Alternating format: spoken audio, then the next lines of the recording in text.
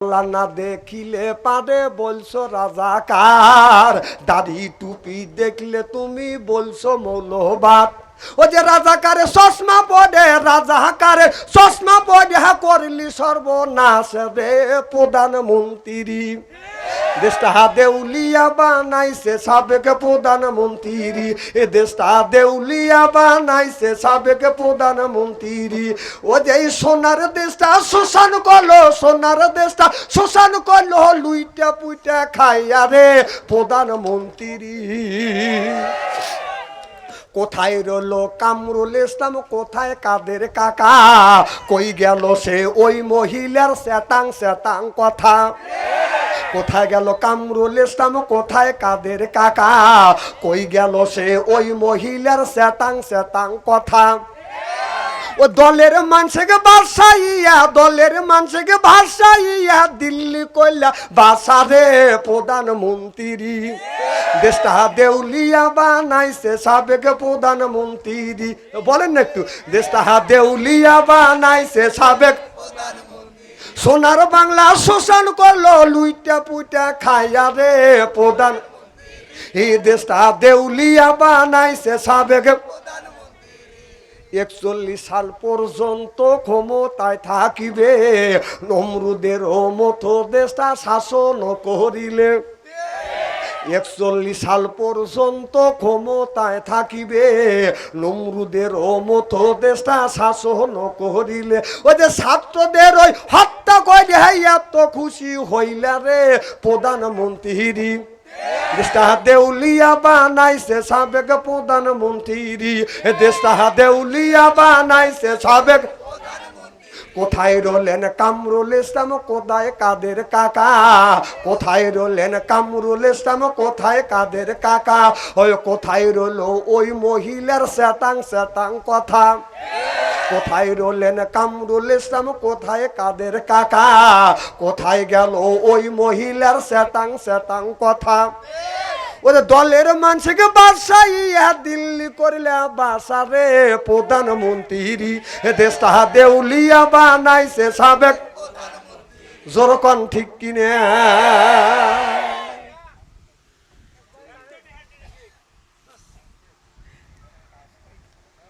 আমার ভাইয়ের আমার ভালো করে লক্ষ্য করে শুনুন, আমলের ইয়াতে শুনতে হবে বাজার। তাহলে আমি আপনাদের বুঝাইছি, যারা এই জমিনে আল্লাহকে মানে না, আল্লাহর কথা বাদান বলতে দেয় না, এরা হলো এক রকমের শয়তান। আর এরাই বুদ্ধিজীবী বলে বাদান আপনার আখ্যাত দেয়, তারা হলো বাদান বুদ্ধিজীবী। কথা বুঝতেছেন না? আমি দেখেছি আমাদের দেশের আপনার বিচারপতি ছিলেন মুরগি মানিক। কি মানিক? প্রধান বিচারপতি ছিলেন বাদান মুরগি মানিক। এই মুরগি মানিক টকশুতে বলছিল, একটা মহিলার সামনে বলছিল আমার ভিসিত একজন শট মারছে। কথা কয় না, বলে নাই তো? ওই মহিলাটা বলছো না, সাংবাদিক তো বলছিল বাম পাশে মারছে না ডান পাশে মারছে। তোকে এইগুলিকে আমি কাপড় খুলে দেখাবো, তোর কি ওই টকশুট যা কওয়া লাগবে এই কথা। সেই নিজে বলছিল যে কোরআনের বাকি আল্লামা দিল হারস হোসেন সাইদিকে সে নিজে হাতে ফাঁসি দিছে, তাতে তিনি গর্ভবতী হয়ে গেছে। গর্ভবতী না, গর্ভবতী হয়েছে। কথা বুঝতেছেন না? আল্লাহর গজব পড়ছে। এই দিনই তো 7টা কলার পাতা শুয়ে আসিলি। না না, দাঁড়িয়ে লাগ দেখতে পারিস নেই, পলানের আগে দাড়ি মুখে রেখে কলার পাতায় নিয়ে পালা বেরছিলি। আল্লাহ কইতো কলার পাতায় শোয়া পাবলিকের কাছে আপনার ধরা খাওয়াবো। এখন তোর কোন বাপও তো তোর পাশে দাঁড়াচ্ছে না। এখন বলতেছে আমি যা বলছি বুলে বলছি, আর কোনোদিন বলবো না। আর নাইরে বেল তোলা যায় না। তোর বিচার হবে এই বাংলাদেশে। ও 140 জন আলেমের তালিকাভুক্ত করেছিল, তোর তালিকা এখন আল্লাহ করে দিছে। কথা কন, তুমি আলেমদের ভিটে কাটবে চাইছ, তোর ভিটে আল্লাহ কাটিয়ে দিছে।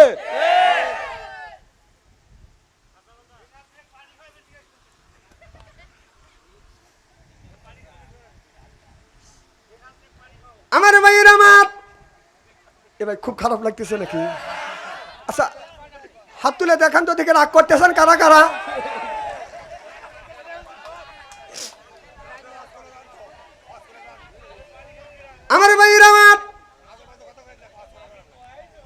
এনেকে আজো বাজো কথা হয়েছে না, একটা কি বাজে কথা কইছি? বর্তমান প্রেক্ষাপট বলে আমার কথা বলেই লিখবে। আমার ভাইয়ের আমার না, এইগুলি যদি আপনি কিছু স্মরণ না করা দেয় তাহলে তো আপনিও ভুল করবেন, আমিও তো ভুল করবে। এই জন্য অতীতের ইতিহাসগুলি স্মরণ করা লাগবে। আমার ভাইয়ের আমার মুসলমান ভাইরে, এরাই হলো বাদান বুদ্ধিজীবী। এরা বলছে আল্লাহ, এরা আল্লাহকে মানে নাই। এরা বলছে দেয়ার ইজ নো গড, আল্লাহ বলতে কেউ নাই, আল্লাহ বলতে কেউ নাই। তারা আল্লাহ বলে নাই, আল্লাহ মানে নাই। তারা বললেন এই পৃথিবীতে এমনি এমনি ভাবে বাজার হয়েছে। বন্ধুগণ আমার, হযরত ইমামে আজম আবু হানিফা রহমাতুল্লাহ আলাইহির জামানায় ইহুদিরা বললেন আল্লাহ নাই। আমাদের ইমাম আবু হানিফা রহমত, আমাদের মুসলমানেরা বললে আল্লাহ আছে। ইহুদিরা বললেন আল্লাহ নাই। এখন তাদের হাতে বাদান বাহাস হবে। এই বাহাজে মোকাবেলা করবে আল্লাহর ওলি ইমামে আজম আবু হানিফা রহমাতুল্লাহ আলা। চিল্লাইয়া কোন মারহাবা। ওরা আল্লাহ মানে না, কোরআন মানবে কি? তাদের সাথে বাহাস। ওরা বলে আল্লাহ নাই, আর মুসলমান বলে আল্লাহ আছে। তার বাহাস করবে ইমামে আজম আবু হানিফা রহমাতুল্লাহ আলা। তিনি বললেন বাহাস কবে? যে শনিবারের দিন বেলা 10টার সময় বাহাস। শনিবারের দিন 10টায় হাজার হাজার মানুষ উপস্থিত। যে জায়গায় বহাস হবে হাজার হাজার মানুষ উপস্থিত হয়ে গেছে। মুসলমান আর ইহুদিদের মধ্যে বাজান বহাস হবে, কিন্তু আসবা বহাস হবে 10টায়। 1টা বাজে বাজান আপনার কোনো মানুষ বাজান আসে না। ইমামে আজম আবু হানিফা রহমাতুল্লাহ আল্লাহ বাজান যায় না। ইহুদিরা চিন্তা করলেন এবার মুসলমানের পরা যায় আর নাস্তিকদের বাজান জয়। এখন মিছিল বের করবে। বেলা 1টা বাজান পার দিয়ে গেছে, মিছিল বাজান এখন বের করবে, ধ্বনি দিবে। এমন সময় আল্লাহর ওলি ইমামে আজম আবু হানিফা রহমাতুল্লাহ আল্লাহ উপস্থিত হয়ে গেলেন। ইহুদির সর্দার বললেন আপনার আসার কথায় সকাল 10টায়, এখন দুপুর বাজে 1টা পার হয়ে গেছে। আপনার সাথে বহস করব কি? আপনার তো টাইমেরই তো জ্ঞান নাই, কি বহস করব আপনার সাথে? আল্লাহর ওলি বললেন বাবা আমি কি জন্য আসতে লেট হয়ে আছে এটা তো শুনবে। বলে হ্যাঁ তুমি বলো। আমি যখন আপনাদের এখানে 10টার সময় বহজে আসবো, আমি ঠিক 10টার সময় এই নদীর কিনারে আসছি। এসে দেখি পারাপারে কোনো ব্যবস্থা নাই, নৌকা নাই, নস নাই, বিল আপনার স্টিমার নাই, আমি পার হব কেমনে? আমি চিন্তা করলাম আল্লাহ এত বড় নদী আমি কেমনে পার হব? লক্ষ্য করে দেখলাম এমনি একটা গাছের ফল পইল। ওই ফলের থেকে আমি তাকিয়ে দেখলাম একটা আস্তে আস্তে গাছ হয়ে গেল, আস্ত বড় একটা গাছ হয়ে গেল। কোথার থেকে যেন করাত আসলো, গাছটাকে কেটে ফেললো। করাত দিয়ে সিরে সিরে বাজান তক্তা, আমান আমান তক্তা বাজান বানাইলেন। আমান আমান তক্তা এক জায়গা হইয়া একের উপরে এক, আর একের উপরে এক, একের উপরে এক লাগতে লাগতে বিনে মিস্ত্রিতে একটা নৌকা তৈরি হয়ে গেল। এই নৌকা আস্তে আস্তে পানির মধ্যে বাদান ভেসে গেল। আর বিনে মাল্লায় বিনে মাঝিতে আমি এই নৌকা পার হয় এখানে আসছি, এই জন্য আসতে আমার লেট হয়ে গেছে। এখন ওরা বলতেছে, ইহুদিরা বলতেছে গাঞ্জা খাওয়ার অভ্যেস আছে। গাঞ্জা খাওয়ার যদি অভ্যাস না থাকে এত গাঁজাখুরি কথা বলতে পারে কিভাবে? হঠাৎ করে একটা গাছ তৈরি হয়, গাছটা বিনে মিস্ত্রিতে কাটা হয়, বিনে মিস্ত্রিতে তক্তা হয়, বিনে মিস্ত্রিতে আপনার নৌকা তৈরি হয়, তারপরে নৌকা ভাষ্য আর বিনে মাঝিতে আর বিনে মাল্লায় নৌকা বাতাসে বাইটেলে যাইতে পারে, কিন্তু উচন ধরে বিনে মাঝিতে কেমন করে এই নৌকা বায়া আপনি চলে আসলেন? এটা গাঁজাখুরি কথা না। ইমামে আজম আবু হানিফা রহমাতুল্লাহ আলাইহি বললেন আমার বহস শেষ। তাহলে বিনে মিস্ত্রিতে যদি একটা নৌকা তৈরি না হয়, বিনে মিস্ত্রিতে যদি কাঠ না কাটা হয়, বিনে মিস্ত্রিতে যদি তক্তা যদি না হয়, বিনে মাঝিতে যদি নৌকা যদি না চলে, বিশাল আসমান বিশাল জমিন কেমন করে বিনে মিস্ত্রিতে তৈরি হয়? এরা হলো বুদ্ধিজীবী। আর আদম আলাইহিস সালাম হলো জ্ঞানী। সুবহানাল্লাহ, একটু জোরে কর। আমার ভাইয়েরা আমার অনেক ধরনের বুদ্ধিজীবী এসেছিল। এই 15 বছর আপনার এই দেশটা শাসন করছে, আর যদি 10 বছর শাসন করতে পারতো, যেমন 41 সাল পর্যন্ত নিয়ত করেছিলেন, 41 সাল পর্যন্ত যদি আপনার ক্ষমতায় যদি থাকতে পারতো, এই দেশের মানুষটাকে নাস্তিক বাদান বানিয়ে দিত। বলতে পারেন যে আওয়ামী লীগের কি নামাজি লোক নাই? না, ও নামাজ ইহুদিরা পড়ছে, এখনো ইহুদিরা নামাজ পড়ে। আওয়ামী লীগ নামাজ পড়ে না, আমি অস্বীকার করি। ইহুদিরা নামাজ পড়ে না, তারা কি আপনারা অস্বীকার করেন নাকি? ইহুদিরাও নামাজ পড়ে। আমার ভাইয়েরা আমার, কারণ আমাদের দেশে ছেলে মেয়ে লেখাপড়া করিয়া আপনার সুশিক্ষা শিক্ষিত হবে, সেই জিনিসটা নাই। আপনার দেখবেন বই পুস্তকের ভিতরে আপনারও কোনো সাহাবীর জীবনী নাই, একটা কোরআনের আয়াত নাই। এই পৃথিবীর মধ্যে আপনার কোন জায়গা বড় বড় মন্দির আছে সেই কথা বাদান আপনার তুলে ধরেছে বই পুস্তকের ভিতরে। জোর কোন ঠিক কিনে? বই পুস্তকের মধ্যে দিয়েছিলেন মানুষ বানর থেকে জন্ম। মানুষ বানর থেকে জন্ম না, তুই বানর থেকে জন্ম হবে। কতক্ষণ? মানুষ বানর থেকে জন্ম না, মানুষ জন্ম মানুষ থেকেই। সুবহানাল্লাহটা সরকার। আর বানর জন্ম বানর থেকেই। আর ওরা বানাতেছে আমাদের ছেলে মেয়েদের মগজটাকে গুরুয়া অন্যদিকে নিতে চায়। মানুষ কিন্তু তৈরি হচ্ছে বানর থেকে। আগে কিন্তু বানরা ছিল। বানরা ছিল কেমন করে মানুষ হলো? কয় যে গাছের সাথে আপনার নেজটা গোষ্ঠটা নেজ উঠে গেছে, তারপরে বানর হয়েছে, মানুষ হয়েছে। চিন্তা করছে। আর এইরকম গাঁজাখুরি জিনিস বই পুস্তকের মধ্যে দিয়ে দেশের ছেলে মেয়েদের লেখাপড়া একবারে শেষ করে ফেলেছে। আমার ভাইয়ের আমার এদিক তাকান। একবারই কি খারাপ নাকি? শোনেন, আলেম যতই কালো হোক, চেহারার দিকে চা থাকলে সগিরে গুনাহ মাফ করে দেখে। সুবহানাল্লাহ একটা জোরে কর। এক নাস্তিক স্কুলের মধ্যে যাইয়া ছাত্রদের বলতেছে আল্লাহ বলতে কেউ নাই, দিয়ার ইজ নো গড। আপনার একটা ছাত্র যাইয়া প্রিন্সিপালকে ডেকে নিয়ে আসে, স্যার এই লোকটা যদি এই স্কুলের মধ্যে থাকে তাহলে সব মানুষের ছেলেদের মগজ ঘুরিয়ে ফেলবে। সে বলতেছে আল্লাহ বলতে কেউ নাই, এমনি এমনি দুনিয়া সৃষ্টি হয়েছে, মানুষ এমনি এমনি হয়েছে। এবার প্রিন্সিপাল সাহেব এসে বলতেছে আপনি নাকি বলছেন আল্লাহ বলতে কেউ নাই? বলে হে বলেছে। বলেন আপনার আব্বাকে? তখন ওই লোকটা বলতেছে আমার আব্বা আছে, আমার মাও আছে।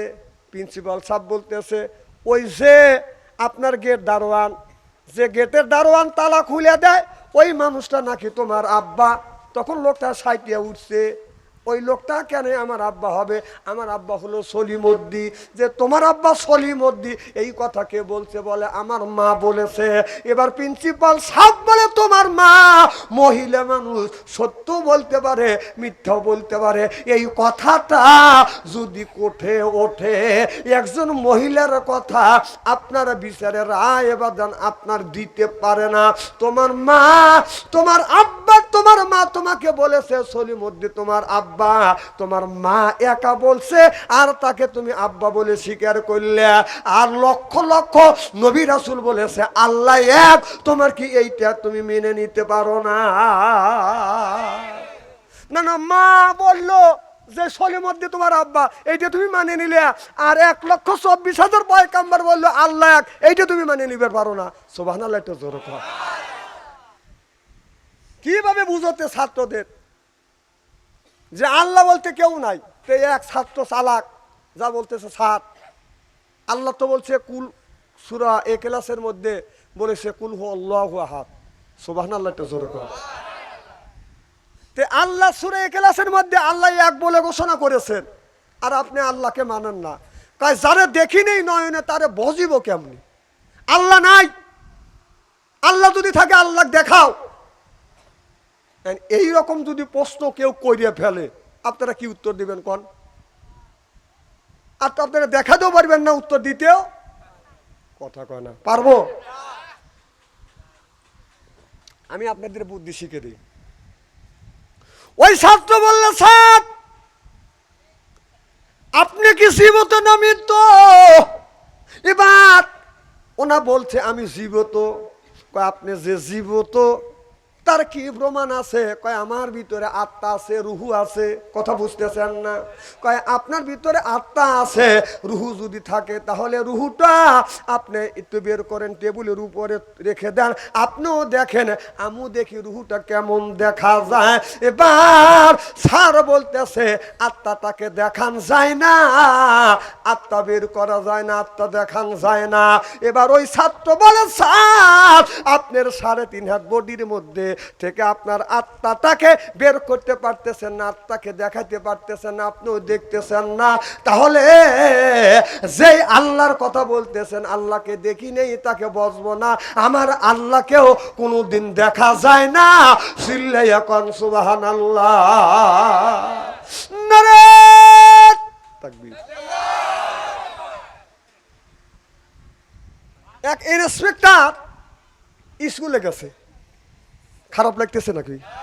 যা বলতেছে ছাত্রদেরকে বলতেছে এখান থেকে তোমাদের স্কুলে হাইটে আসতে আমার আধা ঘন্টা সময় লাগছে, বলো আজকে তোমাদের কিসের ক্লাস? বলতেছে অঙ্কের ক্লাস। কয় ঠিক টাইমে আসছি। আচ্ছা অঙ্ক করে দেখো তো আমার বয়স কত। যে লোকটা ছাত্রদের কাছে যা বলতেছে অঙ্ক করে দেখো আমার বয়স কত, আপনারা আমার বয়সের খবর জানেন না। আমার বাড়ি সাজাদপুর, আপনাদের বাড়ি হলো বোয়ালিয়া। এখন যদি বলি আমার বয়স কত, আপনারা অঙ্ক করে আমার বয়স বার করতে পারবেন? সব ছাত্রকে বলতেছে বের করো। ছাত্ররা সব কলম তুলে নিয়ে বসে আছে যে এ কি পাগলের পাল্টাই বললেন। কিছু ছাত্র আছে পণ্ডিত, আছে না নাই? এক ছাত্র আবার খালি কলম নিয়ে ফাঁকাফাঁকি করতেছে। ওইটা আবার ইন্সপেক্টরের চোখে বসছে। এই তুমি কি করো? কয় স্যার আপনার বয়সের অঙ্ক করতেছি। কয় করছো? একটু পরে বলতেছে অঙ্ক হয়েছে। কয় হ্যাঁ স্যার হয়েছে। তো আমার বয়স কত? কয় 60। ওর বয়সও 60, আন্দাজে লেগে গেছে। তখন বললো তার সূত্র কি? তুমি কিভাবে সূত্র বের করলে আমার বয়স 60? আমার বয়স তো 60ই। কয় আমার একটা শাস্তু ভাই আছে, সে হলো আধা পাগল, তার বয়স হলে 30 বছর। তা আমি চিন্তা করে দিলাম আধা পাগলের বয়স যদি 30 বছর হয়, আপনি হলেন ফুল পাগল, আপনার বয়স 60 বছর। আল্লাহ নেই এই ধরনের কথা যারা বলে তার হলো যে জাতির পিতা ইব্রাহিম আলাইহিস সালাম আর জাতির পিতা যদি আর একজনকে বানায় ওই 1 নাম্বার পাগল। কথা কোন? লা ইলাহা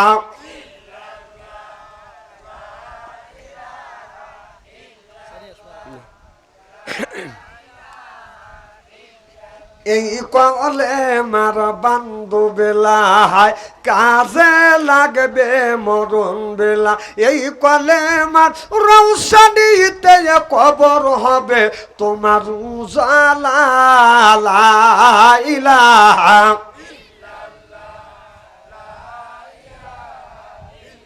লা ইলাহা ইল্লাল্লাহু মুহাম্মাদুর রাসূলুল্লাহ। সকলে পড়ুন সাল্লাল্লাহু আলাইহি। আমার ভাইয়ের আমার, আল্লাহর ওলি হারুনুর রশিদ ওই জামানার মধ্যে বাদান তিনি একজন আল্লাহর ওলি ছিলেন। বাদশা হারুনুর রশিদ তিনি বাদান 30 পারা কোরআনের হাফেজ ছিলেন। আর তার বিবি সুবাইদা তিনি ছিলেন বাদান হাফেজা। সুবহানাল্লাহ বললেন না? আল্লাহর ওলি হারুনুর রশিদ আপনার রাস্তা দিয়ে বাদান হেঁটে যাচ্ছে, কবরস্থানের সামনে দিয়ে বাদান যায়, যা লক্ষ্য করে দেখে কবরের মধ্যে একটা পাগল আছে, নাম হলো বাদান, তার পাগলের নামটা হল পাগল বাহালুল। উনি রাত্রে বেশিরভাগ সময় কাটাতেন বাদান গোরস্থানে, কবরের মধ্যে। যেই কবরটা দেবে গেছে ভেঙে গেছে ওই কবরের মধ্যে রাতেও থাকতেন দিনেও থাকতেন, বেশি সময় কাটাতেন। তিনি হলো বেশি সময় কাটাইতেন গোরস্থানে বাদান কাটাইতেন। একদিন আল্লাহর ওলি বাদশাহ হারুন রশিদ রাস্তা দিয়ে হেঁটে যাচ্ছে গোরস্থানের সামনে দিয়ে, যা দেখে হারুন রশিদ আপনার বাহালুল পাগল গোরস্থানে বাদান বসে আছে।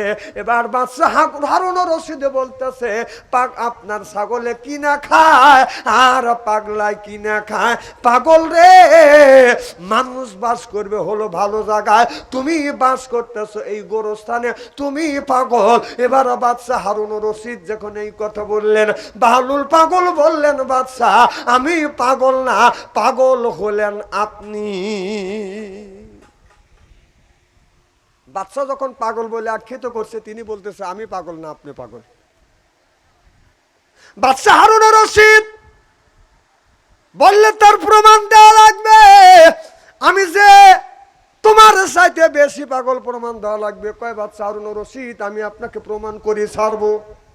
বাদশাহ হারুন কাছে ছিলেন একটা লাঠি, এই লাঠিটা পাগল বাহলুলের হাতে দিয়ে বলতেছে, বাহালুল আমি তোকে অবোধ পাইছি, তোর মতো পাগল পাইছি, আর তোর চাইতে বেশি পাগল যে হবে এই লাঠিটা তার হাতে তুই ধরা দিস। এই বলে লাঠিটা বাদশাহ হারুন রশিদ বাহলুল পাগলের হাতে দিয়ে বাদান চলে গেল। এইভাবে বাদান কয়েক বছর চলে গেল। কিছুদিন পর, কয়েক বছর পর খবর আইলো, আর বাদশাহ হারুন রশিদে পাওয়া যায় না, দেখা যায় না। এবার একজনের কাছে জিজ্ঞেস করলো, আপনাদের দেশের প্রেসিডেন্ট বাদশাহ হারুন রশিদ কই? বলে বাদশাহ হারুন রশিদ অসুস্থ হয়ে গেছে, এখন উত্তর শীতানি, এখন মানুষ চতুর্দিকে তার কানের কাছে যা কলমা পড়তেছে, শত শত মানুষ দেখে আসছে। বাদশাহ হারুন রশিদ আর মনে হয় বাঁচবে না, দুনিয়ার থেকে বিদায় হয়ে যাবে। এই কথা শুনিয়ে বাদশাহ বাহলুল পাগল ওই লাঠিটা হাতে নিয়ে বাদশাহ হারুন রশিদের কাছে যাইয়া সালাম দিচ্ছে, আসসালামু আলাইকুম। ও বাদশাহ হারুন রশিদ আমার সালাম নেন। বাদশাহ হারুন রশিদ তখন মনে মনে বলতেছে, মরার আগে পাগল আইসা দাঁড়াইছে। কথা বুঝতেছে না? হারুন রশিদ চিন্তা করতে, আমি মারা যাবো আর আবার এই পাগলের পাল্টা। গ্রামের মধ্যে যদি একজন সন্ত্রাসী আর চাঁদাবাজি থাকে, গ্রামের মধ্যে একটা, দুইজন, তিনজন সন্ত্রাসী বা জান আপনার সন্ত্রাস করবার জন্য যথেষ্ট। আপনার ৫,০০০ মানুষকে তছনছ করে দিবে তিনজন ব্যক্তি। এখন যদি বলে হুজুর তিনজন হয়ে ৫,০০০ মানুষকে কেমন করে তছনছ করে দেয়, তার বাস্তব চিত্রগুলি যদি আমি আপনাদের সামনে তুলে ধরি, আপনারা বলবেন হুজুরা রাজনীতি শুরু করলো। রাজনীতি আমরা করি না, কোরআনের মধ্যে বাদান রাজনীতি আছে না? না। এখন আল্লাহ বললেন, ওয়াজা আল্লাহ লিল মুত্তাকিনা ইমামা, একটা আপনার গ্রামের একটা ইমাম বানানোর জন্য, ইউনিয়নের ইমাম বানানোর জন্য আপনার একটা ভোটাপিটি করতে হয়। কথা বুঝতেছেন না? ভোটাভুটি করবার জন্য যদি একজন যদি মহিমার খায় দাঁড়ায়, গ্রামের মধ্যে তিনজন সন্তান যদি বলে, সন্তান যা বলে ওই জায়গা ভোট দেওয়া যাবে না, মহিমার খা ভোট দেওয়া যাবে না, বাস মায় খাট ভোট দে, ভবিষ্যতে যেন তোদের বাস দিবের পারি। আমার দেশে কল তাই হয়ে গেছে। কয়জন গেছে গ্রামের? কি সব ৫,০০০ লোক থাকলি ৫,০০০ লোক যা কি আপনার সিল মেরে নিছে নাকি? ওই ২-৩ জন চামচে। কয়জন? দুই তোরা যে আপনার এই ১৫ বছর যে চামচেগিরি করলি, এখন কার চামচেগিরি করবি? হ্যাঁ, এখন কার চামচেগিরি করবি? এখন এখন ওই সমস্ত আন্ডা বাচ্চা বোঝেন? যখন আল্লাহ সর্বপ্রথম জিন জাতির আগে এক জাতি তৈরি করেছিলেন, তারপরে জিন জাতিকে তৈরি করলেন ইবাদত করবার জন্য। এই জিন জাতি দুনিয়ার বুকে এসে লয়তানি, শয়তানি, চুরি ডাকাতি, বদমাইশি, সন্ত্রাসী, চাঁদাবাজ সব করা নিল। এমনকি ওদের মধ্যে 2 থেকে 3 জন নবী পাঠাইছিলেন, তাদেরকেও ওরা হত্যা করল। আল্লাহ ওদের উপরে বেজার হয়ে আল্লাহ ঘোষণা দিলেন, হে ফেরেশতারা, জিন জাতি যেখানে আছে সবকে মাইরে শেষ করে দাও। সব মাইরে শেষ করে দিল। 2-4টা আন্ডা বাচ্চা ছিল, ওই আন্ডা বাচ্চা আবার গোটা পৃথিবীর ভিতরে আবার বিস্তার লাভ করেছে। এই আন্ডা বাচ্চা থাকার পরে তারা আবার ছাও তোলাইছে, ওইখান থেকে বাচ্চা হয়েছে, তাদের আবার বিয়ে হয়েছে, আবার বাচ্চা হয়েছে। এরা মাঝে মধ্যে কিছু লোকে যা জিন যা ধরে কি ধরে না, এখন যে ওই সময় ফেরেশতারা ভুল করছে, আন্ডা বাচ্চা কিছু বাঁচা রাখছিল। আমাদের কথা হলো বাংলাদেশের যাদের ভিতরে ঈমান আছে, ওই আন্ডা বাচ্চাকার বাঁচা রাখা যাবে না, যাবে না। যদি বেঁচে থাকে আবার সিনের মতো ওরা আবার একদিন মাথা চার দিয়ে উঠে গোপনে গোপনে আপনার ধরবি, ওরা সার্ভিস করবি। অতএব এই সরকারকে বলবো, যতগুলি আন্ডা বাচ্চা আছে এর আন্ডার মধ্যে থেকে যেন বাচ্চা না ফুটতে পারে। কথা বল।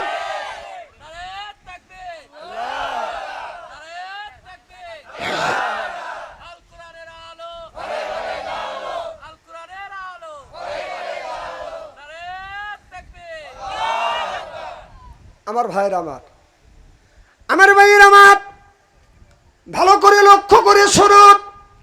আল্লাহ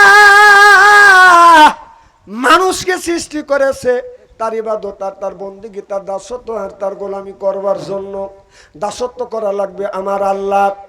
আমাদের চলন ফরনে, ওঠনে বসনে, শয়নে স্বপনে একমাত্র হুকুম মানা লাগবে আমার আল্লাহ। চিল্লে এখন সুবহানাল্লাহ। আল্লাহ বললেন, বান্দা আকিমুস সালাহ, আমি আল্লাহ আমার ইবাদত করো। এবার যান উঠে যাচ্ছেন কে? উঠে গেলে গেলে আপনাকে মনে করবে যে ওই পক্ষের আন্ডা বাচ্চা। হ্যাঁ, আচ্ছা আমি কি কোরআন হাদিসের বাইরে কোনো কথা বলছি নাকি? কোরআন হাদিস দিয়ে বাস্তবের সাথে মিল করে কথা বললে আপনাদের খারাপ লাগবে কেন? এখন বলতে পারবেন আমি আওয়ামী লীগের সভাপতি। আজকে বহুত চালাইছে, 15টা বছর চালাইছে। এই আলেমদেরকে কোরআনের কথা হক কথা বলতে পারো না। আচ্ছা আমরা এক গ্রামে যা কোরআনের হাদিসের কথা বলে কয়টা ভোট আমরা কাটতে পারবো? কে আমাকে ভোট দিবে কন? আমি যে সাজাদপুর থেকে আপনার সলঙ্গা থানায় আসছি, আমি কি জীবনে এখানে মহিলা পদেও তো দাঁড়াতে পারবো না আমি। আর আমাদের স্টেজে ওঠার সাথে সাথে বলছে আমি লীগের সভাপতি, এমন সেমন কথা বললে পাও কেটে হাতে ধরা দেবো। আজকে আয়, আজকে আয়। এই সলঙ্গা থেকেও পালা গেছি, সলঙ্গা থেকেও পালা গেছি। দুঃখ লাগে। আমরা এই কথাই বলছিলাম, এই ক্ষমতা চিরদিন থাকবে না। আমার ভাইয়ের এদিক তাকান। চেহারা কি একবার খারাপ নাকি?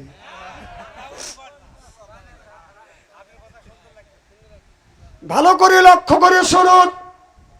আল্লাহর নবী আখিরি জামানার পয়গম্বর মুহাম্মদুর রাসূলুল্লাহ সাল্লাল্লাহু আলাইহি ওয়াসাল্লাম তার বিবি আয়েশাকে নিয়ে বাজান ঘুমিয়ে আছে। আমার নবী গভীর রাত, আমার নবী রাত 12টার পরে বাজান মা আয়েশার আপনার আয়েশার ঘরে শুয়ে আছে, পাশে শুয়ে আছে। আমার নবী যখন উঠতে চাচ্ছে, মা আয়েশাকে বলছে, আয়েশা রে আমি কিন্তু তোমার বিছানার থেকে উঠতে চাই। কোন বিবি চায় না স্বামী আমার বিছানার থেকে কাছ থেকে ফাঁকে চলে যাক। এবার মা আয়েশা বলেন, ইয়া রাসূলুল্লাহ, ইয়া হাবিবাল্লাহ, আমি আপনাকে পছন্দ করি গো নবীজি, আমি আপনাকে পছন্দ করি, আপনার কথাও পছন্দ করি, আপনার কাজগুলো আমি পছন্দ করি। জোরে কোন সুবহানাল্লাহ। মা আয়েশা বললেন, আমি দেখলাম আমার নবী ঘুম থেকে উঠিয়া সুন্দর করে ওযু দিয়ে আমার নবী নামাজে দাঁড়িয়ে গেলেন। আমার নবী নামাজে দাঁড়ালেন। মা আয়েশা বলেন, আমি দেখলাম আমার নবী নামাজে দাঁড়িয়ে আছে, আর বাদাম রুকুত যায় না। মা আয়েশা বললেন, আমি চিন্তা করলাম আমার নবী মনে হয় আর রুকুতে যাবে না, অনেক সময় দাঁড়িয়ে আছেন, লম্বা বাদাম নামাজে দাঁড়ালেন। এরপরে আমার নবী আল্লাহু আকবার বলে যখন রুকুত চলে গেলেন, মা আয়েশা বললেন, আমি লক্ষ্য করে দেখলাম দীর্ঘ সময় আমার নবী রুকুতে আছে, আর মনে হয় রুকুত থেকে আমার নবী উঠবে না। আবার দেখা গেল আমার নবী যখন বললেন সামি আল্লাহু লিমান হামিদা, যখন এই বলে রব্বানা লাকাল হাম বলে বাদান দাঁড়িয়ে গেলেন, আমার নবী আর সিজদায় যায় না। মা আয়েশা মনে মনে চিন্তা করতেছে, মনে হয় আজকে আমার নবী আর সিজদায় যাবে না। দীর্ঘ সময় পর মা আয়েশা বললেন, আমার নবী যখন আল্লাহু আকবার বলে, আল্লাহ মহান, আল্লাহ বড় বলে যখন সিজদায় চলে গেলেন, সিজদা যায় আর আমার নবী সিজদার থেকে মাথা উত্তোলন করে না। আমার মা আয়েশা মনে মনে চিন্তা করতেছেন, আমার নবী মনে হয় ফজরের আগে আর সিজদার থেকে মাথা তুলবে না। কোন কিতাবের মধ্যে লিখতেছে নবী এত লম্বা সিজদা দিয়েছে, মা আয়েশা সিদ্দিকা মনে করেছে মনে হয় আমার নবী মারা গেছে, পায়ে যা সিমটি কেটেছে, আমার নবী পা নড়াচড়া করেছে। তখন মা আয়েশা ভাবছে এখনো নবী আমার জিন্দা আছে, চিল্লে এখন সুবহানাল্লাহ। এরকম করে আমার নবী নামাজ পড়তেন। এরপরে নামাজ শেষে আমার নবী এইরকম করে মোনাজাত করতেন, আল্লাহর কাছে কান্দে কেটে। মা আয়েশা রাদিয়াল্লাহু তাআলা আনহা মনে মনে চিন্তা করতেছে আমার নবী কাঁদতেছে। মাইশা দেখতেছে চোখ থেকে পানি বের হইয়া গাল বাবা, গাল মোবারক বাবা, দাড়ি মোবারক দিয়ে বাদান টাচ টাচ করে দাড়িতে বাদান ভিজে যাচ্ছে। এমন সময় ফজরের আজান হয়ে গেলেন। মাইশা বলেন আমি দেখলাম নবীর সাহাবীরা মসজিদে বাদান এসে গেছে। এবার আজ নামাজের ফজরের রক্ত যখন হয়ে গেছে, আমার নবীর মোনাজাত বাদান এখনো নবী মোনাজাত শেষ করে নাই। আমার নবী মোনাজাতের মধ্যে বাদান কাঁদতেছে, কথা বুঝতেছেন না? আমার নবী মোনাজাতের মধ্যে কান্দে আর নবীর সাহাবীরা বলতেছে জামাতের সময় হয়ে গেছে, আমার নবী এখন পর্যন্ত আসে না। হযরত আবু বকর সিদ্দিককে ডেকে ডেকে বলতেছে, আবু বকর আমার নবীকে, তোমার নবীর সাথে তোমার অনেক সম্পর্ক আছে, আবু বকর রে মনে হয় আমার নবীর ঘুম ভাঙে নাই, যাও আমার নবীরে ডাক দাও, জামাতের সময় হয়ে গেছে। আবু বকর বললেন আমার নবীর ঘুম ভাঙে নাই, তাতে মনে হয় আমার আল্লাহ আমার নবীর ঘুম ভাঙাইছে। আমি একা একা নামাজ পড়ে যাব, কিন্তু আমি আবু বকর সিদ্দিক নবীর ঘুমে ডিস্টার্ব করতে পারবো না। ওমরকে ডেকে বলো, আমার তুমি সাহসী মানুষ, তুমি যাও আমার বিশ্ব নবীকে ডাক দাও, জামাতের সময় হয়ে গেছে। হযরত ওমর বললেন আমি সাহস হতে পারি, কিন্তু আমার নবীর কাছে যায় আমার সাহস থাকে না। সুবহানাল্লাহ বললেন না? বললেন আমার ওই একই কথা, আমি নবীর ঘুম ভাঙাতে পারবো না, আমি নবীর ঘুম ভাঙাতে পারবো না। জীবনে আমার নবীর ঘুম আমি নষ্ট করি নেই, আজকেও করবো না। প্রয়োজন হলে একা একা নামাজ পড়ে যাব, কিন্তু আমার নবীর ঘুমে ডিস্টার্ব করবো না। এবার বেলালকে ডেকে বলে, বেলাল তুমি আজান দিয়েছো, তুমি যা আমার নবীরে ডাক দাও। এবার হযরত বেলাল বলে, আমি যখন আজান দিছি, আমার উপরে যখন তোমরা দায়িত্ব দিলে, হযরত বেলাল আস্তে আস্তে নবী হুজুর কাছে যাইয়া হযরত বেলাল বলেন, আসসালাতু খায়রুম মিনান নাওম, ঘুম হইতে নামাজ ভালো। যখন এই কথাটা যখন আমার নবীর কানে গেছে, আমার নবী আপনার মোনাজাত কমপ্লিট করে আপনার ঘর থেকে বাদান আপনার বের হইয়া দরজা খুলে যখন ঘর থেকে বের হইছে, হযরত বিলাল লক্ষ্য করে দেখে আমার নবীর চোখটা লাল হয়ে গেছে। হযরত বিলাল বলে, ইয়া রাসূলুল্লাহ, ইয়া হাবিবাল্লাহ, আমার মনে হয় আপনি রাতে একটুকু ঘুমান নাই। আমার নবী বললে, বিলাল আমি রাতের বেলা ঘুমাই নাই, তুমি কেমন করে বললে আনুমানিক করতেছো? বিলাল বলে, ইয়া রাসূলুল্লাহ, ইয়া হাবিবাল্লাহ, আমি আনুমানিক করতেছি না গো নবীজি, আমি সে দেখছি আপনার চোখটা লাল হয়ে গেছে গো নবীজি, আপনার চোখটা লাল হয়ে গেছে গো নবীজি। আমার নবী বলে, বেলাল রে, আমি নবী সারা রাত দাঁড়িয়ে দাঁড়িয়ে নামাজ পড়েছি, চিল্লাইয়া কোন সুবহানাল্লাহ। বেলাল বলে, ইয়া রাসূলুল্লাহ, ইয়া হাবিবাল্লাহ, ও নবীজি আপনি তো গুনাহ থেকে মাসুম, আর নবী রাসূল থেকে গুনাহ থেকে মুক্ত, আর আমরা মানুষ গুনার সাথে বাঁধান যুক্ত। প্রত্যেকটা নবী রাসূল গুনাহ থেকে মুক্ত, আর আমরা মানুষ গুনার সাথে যুক্ত। নবীজি আপনার এত ইবাদত বন্দেগী করতে হবে কেন? এবার আমার নবী চোখের পানি ফেলে দিয়ে কান্দে। বেলাল এই প্রশ্ন কেন করলে? বেলাল বলে, ইয়া রাসূলুল্লাহ, ইয়া হাবিব হাবিব আল্লাহ, আপনারা তো আল্লাহ গুনাহ লিখবে না, আপনারা তো বেগুনাহ মাসুম, আপনার তো গুনাহ নাই, তারপরে এত আল্লাহর ইবাদত বন্দেগী করতে হবে কেন?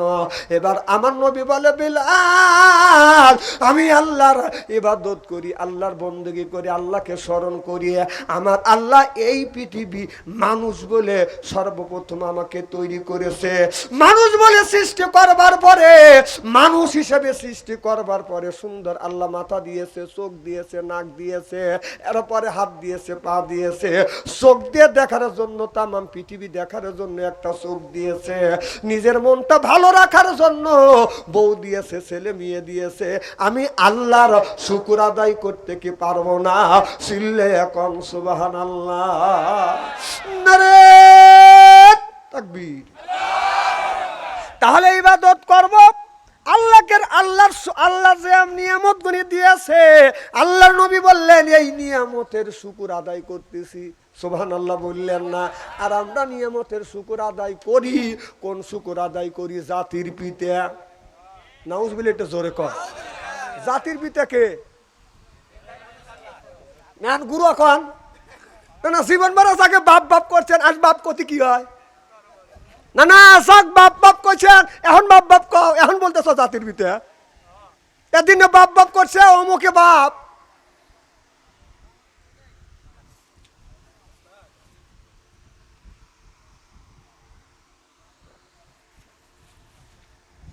আমার ভাইয়ের আমার, ভালো করে লক্ষ্য করে শুনুন। কি খারাপ লাগতেছে নাকি? চোখ টিপে টিপে করে লাভ নাই, আর ভয় নাই না। আগে তো খালি ডাক দিতেন, হ্যালো আব্বু আসেন, মানে তোমাদের তো মুরদে কুড়াই নাই কে? আব্বা ক্লিয়াইছে, আব্বারও এখন ভয় পাচ্ছে। এক বেলকুচি 13টা, ইনাতপুর 13টা মরছে, 13টা মরছে, আবার সামনে আসবে।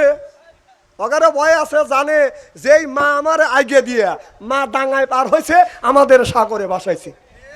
দেখ কেবা থাকে দিবে হারুন, তুমি মানুষের ডিম দিছে, এখন তোমাকে ডিম দিবে হলো হাঁসের ডিম। তুমি দিছো তো মুরগির ডিম, তোমাকে রাজহাঁসের ডিম দিবে। এখন থাকো।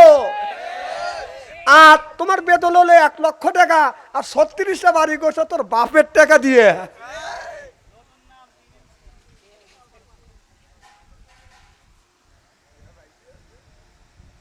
আল্লাহ নবীর পরেই হলো টাকা।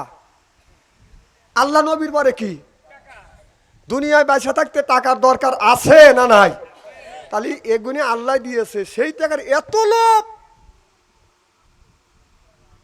লোভ খাতি খাতি বাংলাদেশ খাই ভালো। কথা কয় না, কথা কয় না। আর চোখে বাঁধে লিছিল হলো সেই আপনার রাজাকারের চশমা পরে লিছিল। আর রাজাকার করে করে তোমার জীবন চলে গেল। রাজাকার কথা কয় তুমি মামুর বাড়ি যা পার হয়ে গেল। দেশটা দেউলিয়া বানাইছে সাবেক প্রধানমন্ত্রী, দেশটা দেউলিয়া বানাইছে সাবেক প্রধানমন্ত্রী। ও তো সোনার বাংলা শোষণ করল লুইটা পুইটা খাইয়া রে প্রধানমন্ত্রী। এ দেশটা দেউলিয়া বানাইছে সাবেক প্রধানমন্ত্রী।